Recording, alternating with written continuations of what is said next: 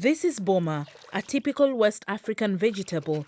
It was grown in a former dump site like this one. Like many other African cities, Togo's capital Lome has several illegal landfills. Mabiza Badanaro and his startup found a way to breathe new life into these deteriorated areas. Right now, we are at one of the many illegal landfills in the city.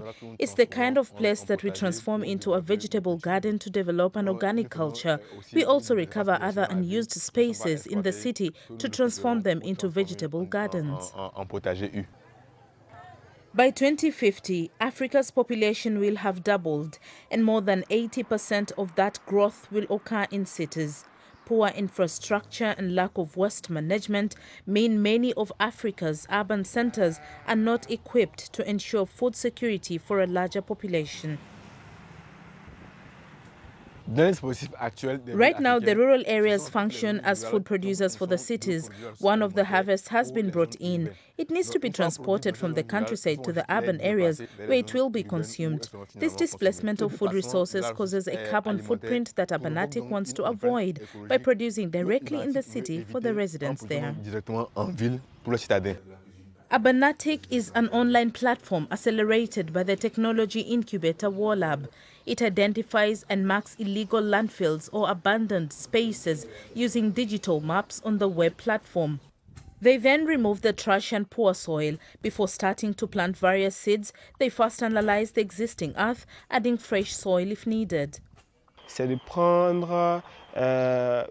So we take a part of the soil and put it in water, and then see the different parts that make up the soil to know what seed should be planted in this area.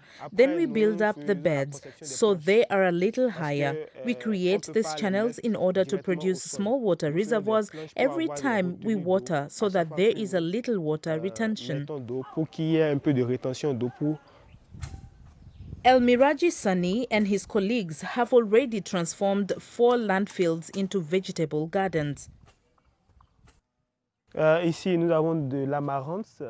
Here we have amaranth, here we have moringa, and on the side we have chilies, as you can see here.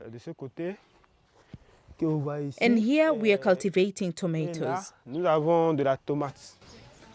Urbanattic likes to involve the community, giving the helpers free vegetables in return or paying them a small wage. Joseph Akoli is one of the helpers who grow veggies in one of these former dumps on the outskirts of Lome.